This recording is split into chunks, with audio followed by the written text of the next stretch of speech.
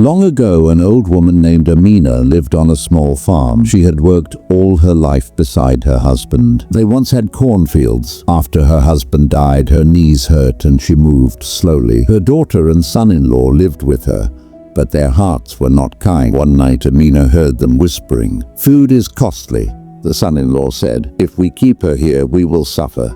The daughter replied, "Tomorrow we send her away. This house will be ours." At sunrise, Amina stepped outside and froze. A blanket, shoes, and old photos were thrown in the dirt. Her daughter stood at the door and said, "Mother, you must leave." Amina's hands trembled. "This is my home," she whispered, but the door shut in her face. She cried, then stood up. They did not know one truth. For years, Amina and her husband had saved small coins.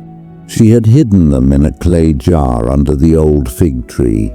That night she dug quietly, found the jar, and held it close. "I will not beg," she said. "I will begin." She walked to the next village. A baker saw her face and gave her bread and tea. In the morning, Amina asked, "Is there land for sale?" There was. She bought a small piece, built a wooden home, planted corn, and kept chickens. A young boy named Sammy helped her carry water and fix fences. He never asked for payment. He only said, "You are not alone." Months passed. Back in the old house, the daughter and son-in-law grew poorer.